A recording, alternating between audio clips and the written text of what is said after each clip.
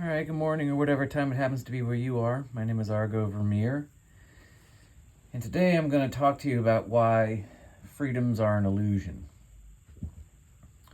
So I'm going to read an article that I wrote a while ago.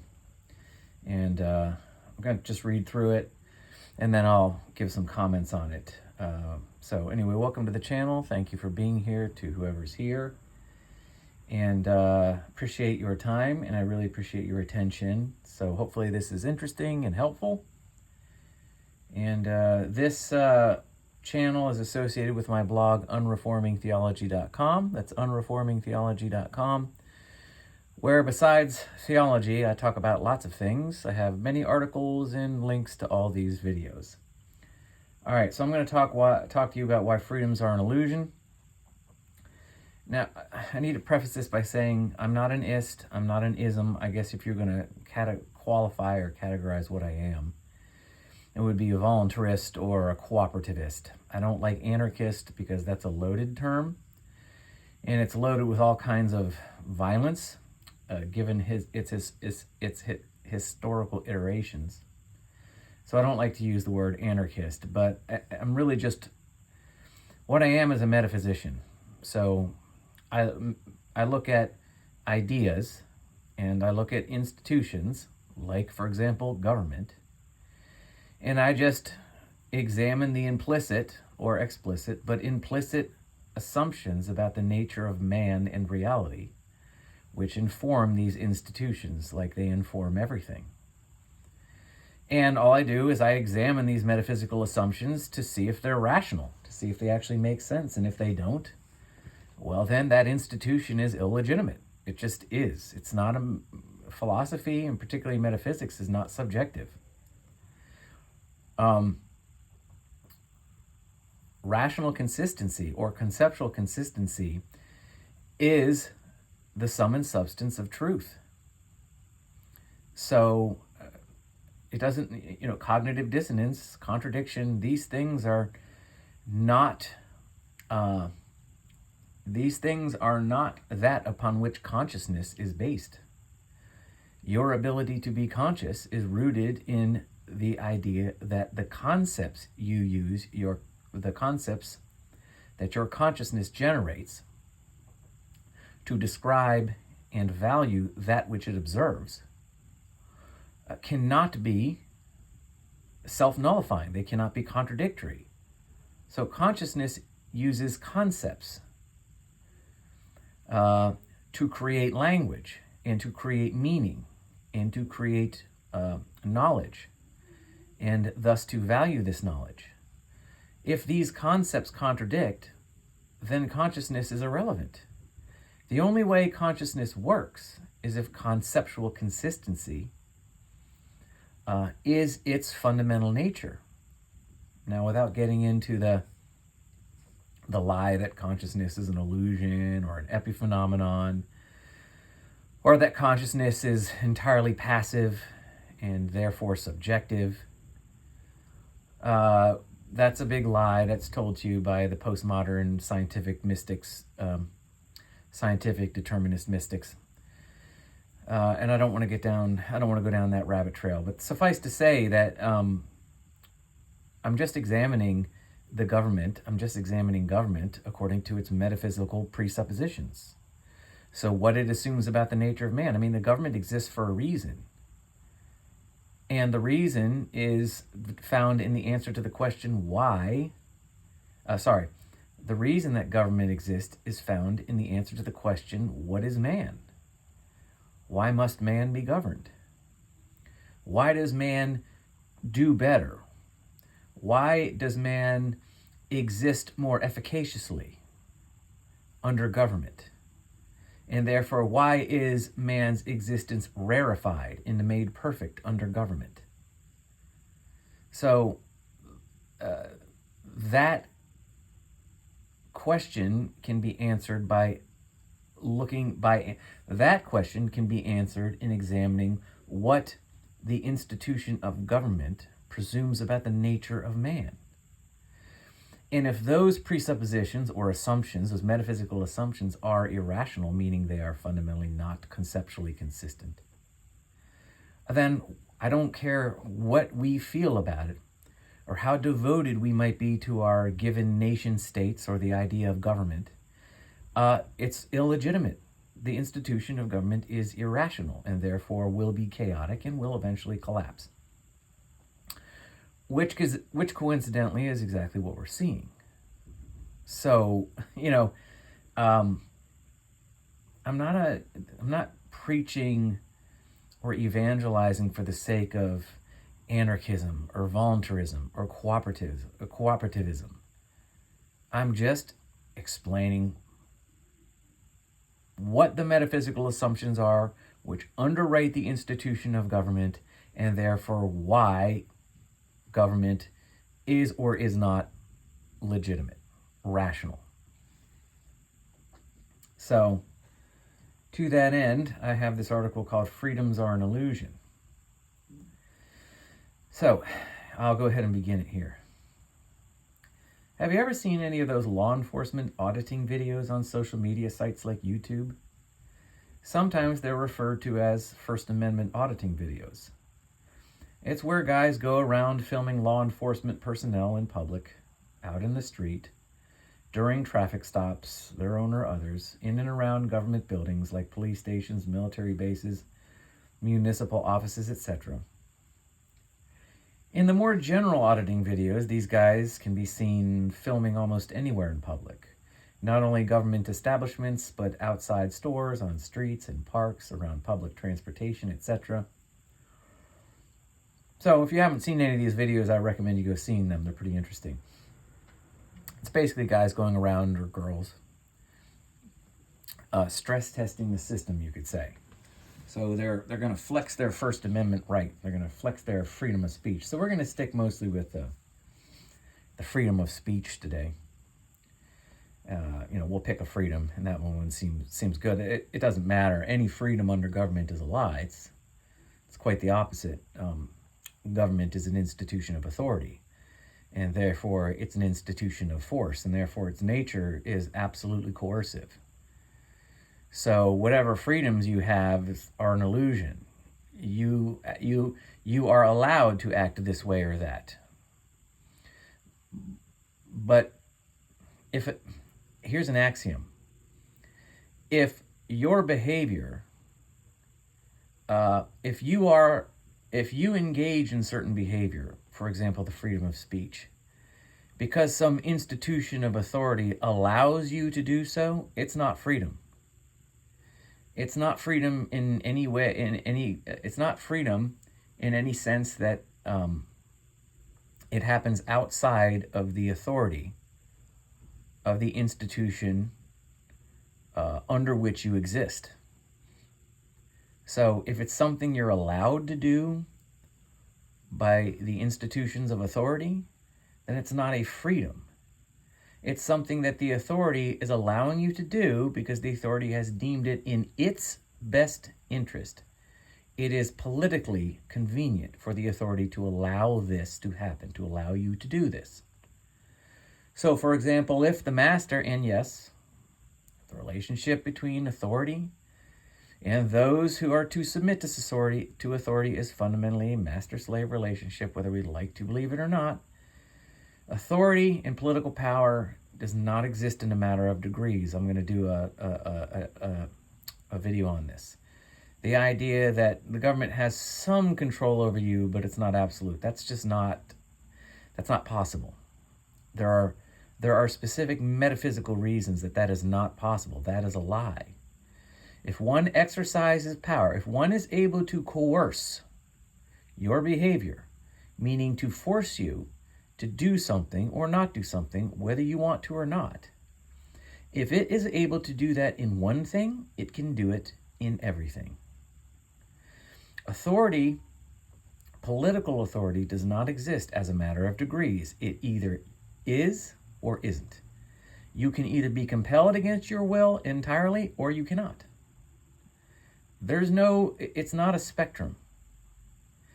To attempt to create a government where its authority exists as a matter of degrees, is a contradiction. It's attempting to square a circle. It's not possible. It's not possible to conceptualize it, and it's not possible to apply it. So you can't conceptualize it in your mind, and you cannot apply it in reality. So, sorry if I'm sounding like a pompous, pretentious twit. It's just kind of how I speak. I sort of lecture. But it's not meant to be derisive. It doesn't mean that I don't think it isn't meant it isn't meant as to be taken as me not respecting anybody who's listening. So I apologize for the tone. But anyway, so yeah, no, political authority does not exist in a matter of degrees. So it's like a master and slave relationship. So if the master says to the slave, you only have to work 4 hours today instead of 16. It isn't that the slave is now free to not work but 4 hours a day. It's that the slave is being allowed by his master to engage in a different kind of behavior. So, in other words, whether the master dictates that the slave works 16 hours a day or only 4 hours a day, both of those dictates are an expression of the power that the master has over the slave. If the slave doesn't work but 4 hours a day because because he's being allowed to not work by the master, that's still an expression of the power of the master, and it's still an expression of the slave's enslavement. So, in other words, it's not that the slave is free to a degree. It's not that the slave is only a slave 4 hours a day. No, the slave is a slave all day. His entire life is dictated by the master. It just so happens that the master has decided he wants to be lenient to the slave. Okay? But this doesn't make the slave free, and it doesn't make the slave any less of a slave. The master has decided, for whatever reason, that it is convenient, that it is in his own interest to allow the slave to only work 4 hours a day. This is exactly what it's like with government and freedom. Simply because the government declares that you are free and you have a right to X, Y, or Z doesn't make this any less an expression of government power. It is because the government has decided it is politically convenient or in its own interest to allow you to have this quote-unquote freedom. But once it is no longer in government's interest for you to have that freedom, it will be taken away. If not outright, specifically, or explicitly, it will be taken away implicitly. And if you're an American listening to this, you know darn well that there's a lot of stuff that you cannot go in public and say.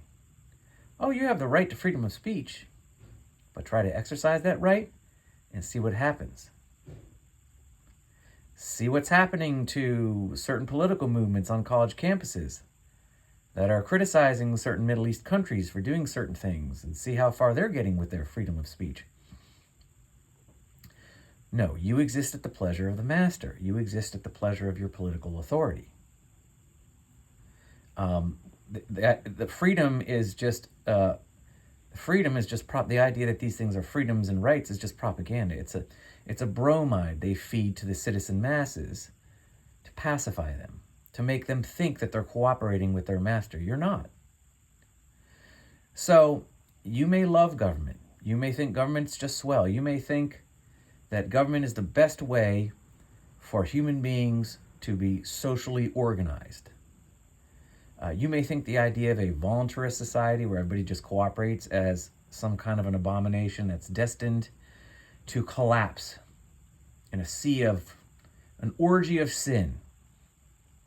Fair enough, you can think that. I submit it's not true. But you can think that. But the fact of the matter is, that doesn't change the reality that the relationship of the citizen to the state is that of slave to master. It is authority and submission. So if you think that a state of political slavery, meaning the vast majority of human beings are obligated to a tiny minority of somehow divinely enlightened philosopher kings that exist to compel them, regardless of their will and choice and consciousness and volition. If you truly think that that reflects the best way for humanity to organize itself, because you think it is the best way that man's nature can be harnessed so that his existence can be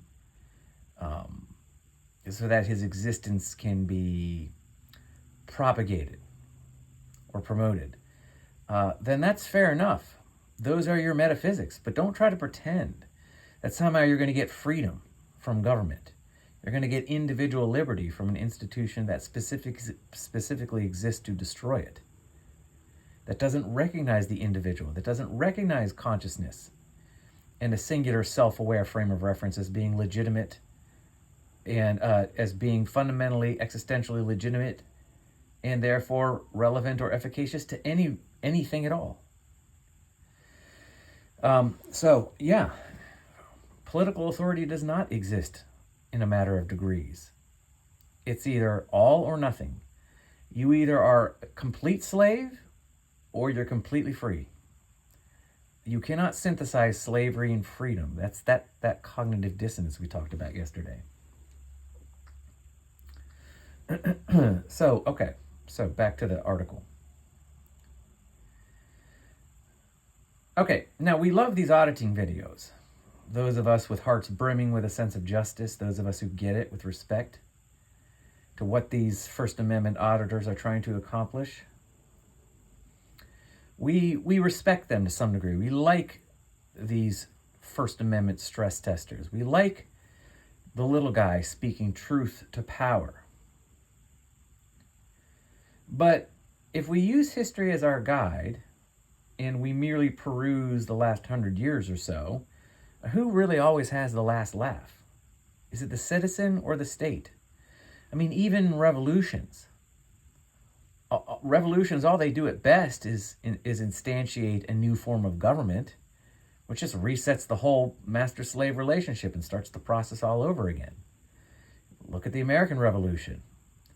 The American Revolution threw off the shackles of British tyranny. What has America become now? What is America now? We are the tyrant. We are the tyrant at home. We are the tyrant abroad. So, again, even if you're talking a revolution, the best you usually get is simply a reestablishment of the political authority. The political authority doesn't lose. Do you know why the political authority doesn't lose? Because the metaphysical assumptions don't change unless we understand that the nature of man, which demands that he must be governed, is a false metaphysical interpretation of man. Well, then we're just going to continue to get the reestablishment of political authority, and then the whole cycle is going to start over again. You're going to have just the rising and falling, the rising and collapsing of governments. They start small, they grow big, and then they collapse under the weight of their own intrinsic metaphysical contradictions. So, the fact of the matter is the state always wins because the metaphysics don't change. We all still assume, so we can have all the revolutions we want. Not that I'm recommending we have revolutions. But we can have all these kinds of revolutions that we want where, the common man throws off the shackles of the tyrannical state. But if the metaphysical assumptions never change and man still assumes that the best way he can exist is to establish the political authority of a small group of somehow specially divinely enlightened ruling class philosopher kings, then you've just reset the whole cycle. You haven't really changed anything. In fact, you haven't made anything better. You've just reaffirmed the very tyranny that you sought to overthrow. So, so yeah.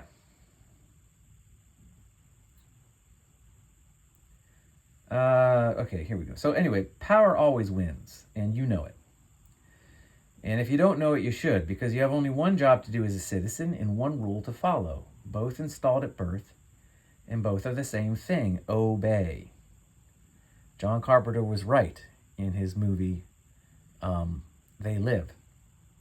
It's all about obedience. Now, you can church it up all you want with the garlands and ribbons of individual rights and democracy and liberty and free elections and constitutional amendments and whatever. But the fact of the matter is, all it is authority and submission. You are obligated to the law, and the law has its very efficacy and relevancy in the coercive, violent power of the political ruling class. The law is the government. This is another lie that we like to believe in the West, that somehow there's a distinction between the law and the state. Oh, nobody's above the law, not even the rulers. Yes, they are. Well, technically they're not above the law because they are the law. Meaning, again, without the physical, coercive monopoly, without the monopoly on physical, coercive violence that the state possesses, the law is irrelevant. The law is not cooperative. It's not a suggestion. You do it or else. It's the or else that makes the law the law. It is the threat of violent reprisal for disobedience that compels you to obey it. What you want, what you think doesn't matter. That physical, visceral, tangible, violent, coercive power is the government. It's the state. This is not the ramblings of a crazy anarchist. I'm not preaching to you an ism. This is just rational thinking. This is just logic.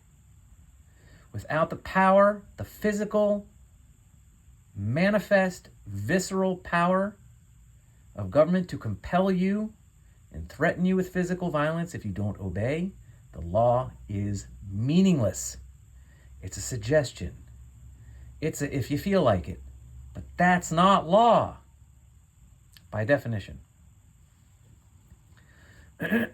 So yes, you obey your master. And if you're cool with this, and you think government's a great thing, and we need it, and there's no other alternative, and that man has to be governed, because without government, it's going to be even worse, then fine. You can have that opinion. It's false. But what you're effectively saying is that man exists to be a slave to a small contingent of other men who only get an absolution from their own existential failure to be able to cooperate by some divine, transcendent gift. The laws of nature just gifted certain men to be smarter and to know more, and therefore they should be in charge. Or God has divinely enlightened this small priest class, and therefore they should be in charge.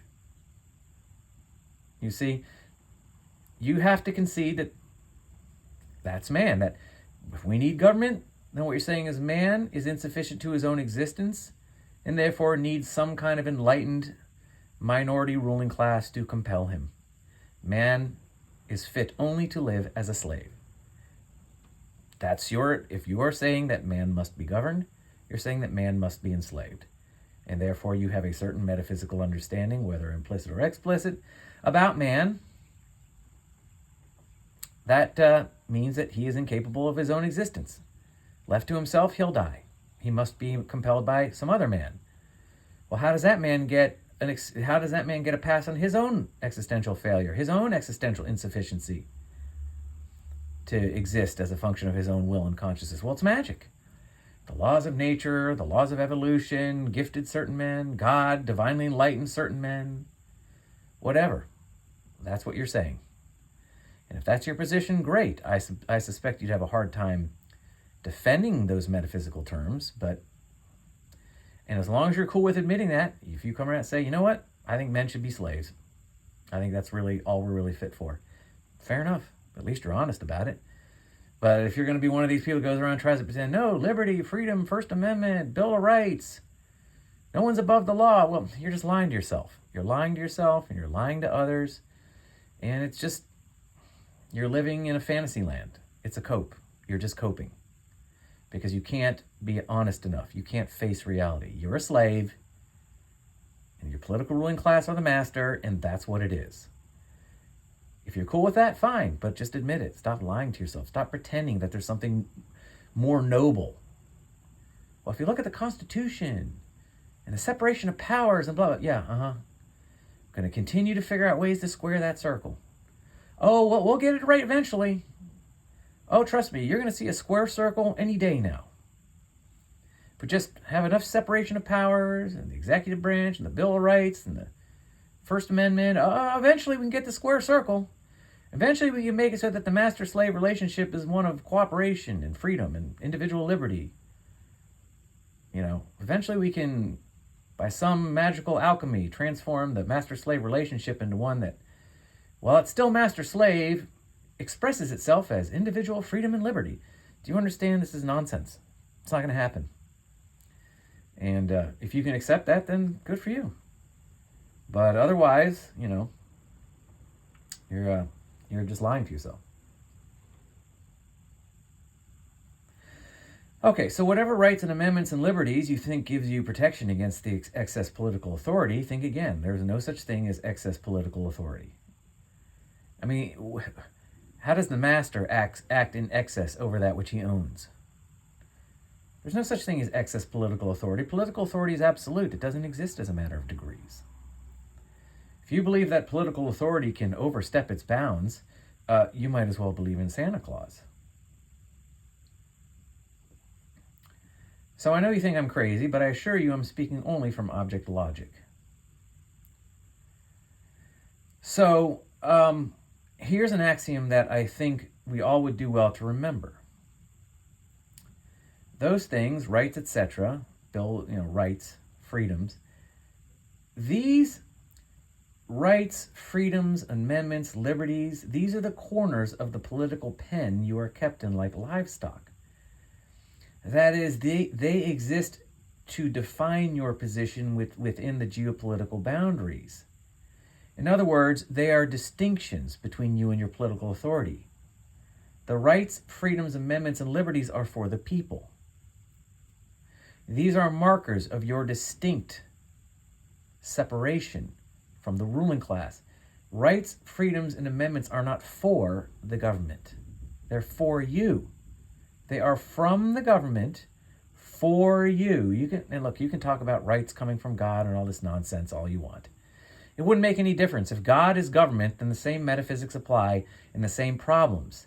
For man to be a slave to God still makes man a slave, in which case you have to answer the question, what is the point of consciousness? If the very thing that makes man man, his ability to be self-aware and volitional, is irrelevant because it must be subservient to an absolute authority, why does it exist at all? Why would God create man as a conscious agent if that consciousness was entirely irrelevant? So you can say, well, God is the ultimate government. All rights come from it. Doesn't matter. Even if God is the political authority, the same metaphysical problems exist. And I would argue, you can say all you want how, rights come from God, and the government is acting then what does the government mean? The practical instantiation and application of the law and of rights comes from the state. So the state is acting in service to God. So the state becomes the practical incarnation of God. The state becomes Christ. In other words, the state becomes God incarnate. So it doesn't matter. You can talk about rights coming from God. It doesn't change anything, and it doesn't change what the state represents. The state is either the authority or it is acting on behalf of the authority, which is the transcendent divine authority, or God, or whatever. Excuse me. So it doesn't matter. Rights come from God. Doesn't matter.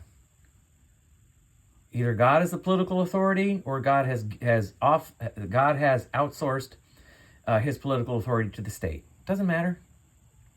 You're still a slave, and you still obey or else. And you obey what? You obey government, because government is the practical incarnation of either its own authority or God's authority. Doesn't matter. As far as you're concerned, there is no distinction between the state and God. So you can talk about the law being from the rights. Sorry, you can talk about rights and freedoms coming from God all you want. Doesn't matter. These things are still concepts used to make the distinction between you and your political authority. They exist for you, not for them. They are from government or from political authority to you or for you. Rights, freedoms, liberties are specific designations between you and your political rulers. In other words, they highlight the distinction between master and slave. They don't eliminate it. They emphasize it. They highlight it. They promote it. They affirm it. They imply it.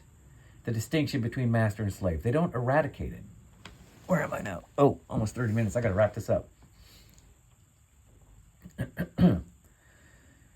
So rights and freedoms and amendments and liberties are corners of the political pen you are kept in like livestock. That is, they exist to define your position within the geopolitical boundaries, not the position of the ruling class. Okay. So, who are political rights and liberties for, and what is their purpose? Well, they're for you, the member of the citizen masses, to protect you from what, ostensibly?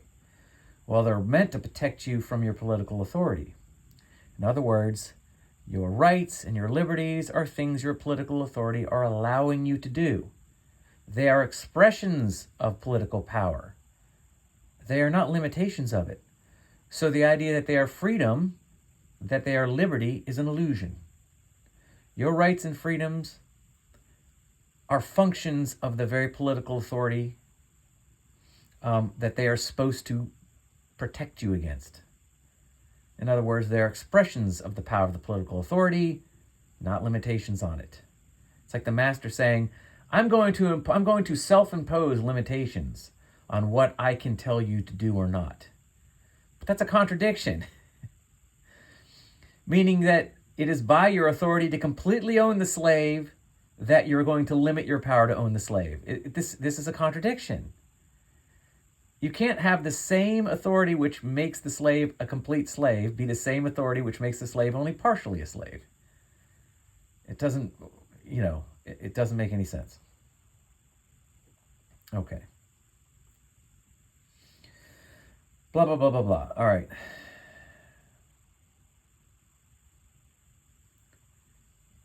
Okay. Hold on here. I'm just trying to edit the article because I don't want to read it all. Okay, so let's look at this contradiction. Okay, rights granted by the political authority shall protect us, the citizen masses, from the very thing that the political authority exists to do in the first place, which is exercise authority over us. So the political authority limits itself from doing what it exists to do, which is exercise complete political authority over you. The institutions of government exist specifically to exercise complete political authority over you. And they're going to set limitations on the very thing it exists to do in the first place. You can't put limitations. You can't, by the nature of a thing, put limitations on the nature of the thing.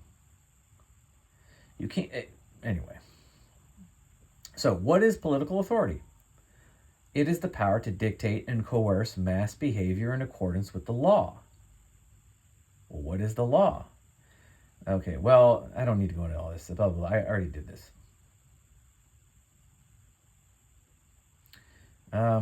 Okay, now, I'm just going to get to the crux of it here because I don't want to read it all. You can read it on my blog. You can read the whole thing on my blog if you want, unreformingtheology.com. But for right now, I'll just get to the crux of it here. Okay. So here's the real irony. Let's go back to the auditors. We're talking about the First Amendment auditors. Okay, here's the real irony, given everything I've said. There is no difference between the guy standing on the street auditing for his First Amendment rights and the ignorant, abusive cop taking him to jail for it, because both are acting in service to the exact same idea. Both affirm the ultimate authority of the state to compel the masses into obedience to the ruling class. In other words, the very fact that you're out there on the street auditing for your First Amendment rights is that you assume the First Amendment rights are legitimate. The First Amendment rights are rooted in the Constitution, and the Constitution is a tool of government which exists to exercise complete political authority over you, which means the idea that you have any rights at all intrinsically a lie. So by affirming your right to the First Amendment is to affirm the very power which says, no, you shall not have it. You see? So, again, you have to kind of have your thinking caps on for this. This is not the most uncomplicated kind of philosophical thinking, but it's important. Which is why I really wish more people would watch my videos, but most of that's my fault. I understand. Like, I realized that turning off comments was not a good idea if I want people to actually watch these videos. So I copped to that. That was stupid. But I really wish people would watch more of these because I think there's some good information in here. And it would kind of help people to, I think, process, the kinds of fundamental contradictions they see going on around them in their countries and societies. Okay, well, let's think of it this way. Why does the First Amendment exist? Well, in part, to prevent the state from dictating what you can and can't say. So the freedom of speech part, freedom of expression. So the First Amendment exists to prevent the state from dictating what you can and can't say. Okay, well, why does the state exist? Okay, what are the metaphysics? Okay, what's the point of the state? What are the reasons the state exists? What is it about man in reality that means we should have a state? Okay, why does the state exist? Well, it exists to act as the centralized in centralizing political authority. Authority to do what? Well, to collectivize and compel the masses into the law. And remember, the law is the codification of behaviors that the state shall compel you into because it needs you to be expressions of its authority. So in order for your political authority to co-opt your conscious individual frame of reference and get you to act in service to it in its authority, they give you a codification of behaviors, things you will do whether you want to or not. So, and that's called the law. So why must the masses be compelled into law? Well, if you examine the metaphysics of government, so if you examine the metaphysical assumptions, rather, about the nature of man, which inform the establishment of government, you understand that man must be compelled into law because he cannot be ethically trusted outside of it. Man left to himself will not act ethically, which will destroy himself and the rest of humanity. Man must be governed and he must be compelled into an ethic called the law. Man cannot be trusted outside the law. So what does this mean exactly? Well, like I said, it means that the masses cannot be trusted to behave ethically on their own. Which means that the masses cannot be trusted to do with what?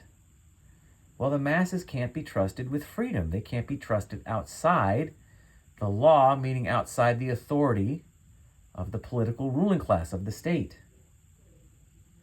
Which means they can't be trusted with freedom from authority.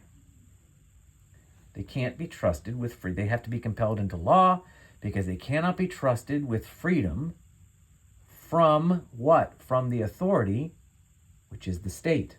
Freedom from authority, and that authority happens to be the state. Just so happens to be the state, your political rulership. So by freedom, what do we mean by freedom? The freedom to do what exactly? Well, the freedom to exist. Man left to himself outside the authority of the political ruling class is not sufficient to his existence. This is the ethical argument for why government must exist. Well, we have to have government, otherwise poor little old humanity will destroy itself. This is why the whole lie that government is benevolent. No, government is acting in service to man. If we just let everybody do whatever they want, humanity would be extinct. Humanity needs to be parented. stewarded in service to its own survival. So, when we say that man can't be trusted with freedom, what we're really saying is that man cannot exist outside the authority of the state. Well, by man's existence, he does what? What does man do via his very existence? Well, the answer is everything. By your existence, you do everything that you do. Which includes what? Expressing yourself. So if you can't be trusted with freedom, you can't be trusted with existence outside the authority of the state, and it is by your existence that you do everything, including speak, then you can't possibly have freedom of speech. You can't have freedom of existence, which means you can't have freedom of speech. You can't have freedom of existence, and by your existence you do everything, including speak. So if you can't have freedom of existence, you don't have freedom of speech. There is no freedom. You are allowed to speak freely, quote unquote, when the state determines that it is politically convenient for it to allow you to do so. This is not you being free. This is you acting in service to the will of the state at the moment. And again, once it's no longer politically convenient or politically profitable for the ruling class to allow you to speak freely, you will no longer have the freedom of speech, quote unquote. You will no longer be allowed to express yourself. It will be taken away either explicitly or implicitly.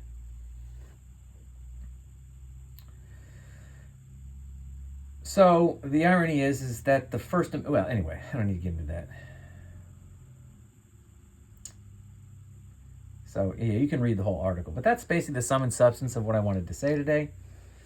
I hope that this helps. Again, it's helpful if you don't think of me. I would implore you not to think of me as an anarchist or a voluntarist or a cooperativist or any ist or ism that even I myself might have described myself in some other video. This is all just logic. This is all just reasoning. This is all just examining the implicit ideas which underwrite government and going, this doesn't make sense, people. I don't think government doesn't mean what we like to think it means. What you're hoping to happen here every 4 years in this country when you elect a new president, oh my gosh, maybe we'll finally get some freedom and liberty around here now that X, Y, or Z is in the White House. Or X, Y, or Z is elected to Congress. Whatever you're hoping for, whatever you're hoping to achieve by voting for different members of political authority, it's not going to happen. In the same way that 2 + 2 doesn't equal 5, up isn't also down at the same time. Can't make a square circle. There's no synthesis of the is and the is not, of a 1 and a 0. So whatever you're hoping here with this government thing, whatever productive,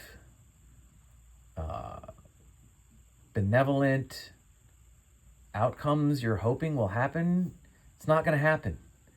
You're not going to get individual liberty and freedom from an institution which exists specifically to eradicate that and does not recognize it and believes that for man to act as an individual who is free constitutes a threat to the very species. That the human race, by exercising its individual consciousness, will destroy itself. So, yeah, the axiom is that you can't get individual freedom from an institution that specifically exists to annihilate it, because it doesn't recognize it as being useful or efficacious to anything but the object destruction of humanity. That's why, well, anyway, that's enough for now. So, I was going to say something about consciousness. It's funny, though. I'm just saying it's funny. The very thing that makes man not an animal, the very thing that makes man man, that is his singular self-awareness, his conscious frame of reference, his individual awareness of self, his ability to conceptualize a distinction between a singular I, me, and other in one's environment, the very ability to be conscious of oneself and the corollary exercising of individual volition, the very thing, the very nature of man that makes him man, not an animal, is the very thing which government implicitly declares makes you insufficient to your own existence. The very thing that makes you man or human is the very threat to your humanity, is the underwriting implicit metaphysical assumption of government. I find that fascinating, and I find it even more fascinating that so many people truly believe in the efficacy and the benevolence, ultimately, and the usefulness of government and how it can affirm and promote humanity to greater and greater progress and heights when it can only do the opposite. So anyway, that's enough. I didn't want to go too long today. I hope that everybody's doing well. And until I upload next time, feel free to comment, like, share, and subscribe if you want to. And having said that, I will talk at you later. Okay, take care. Bye.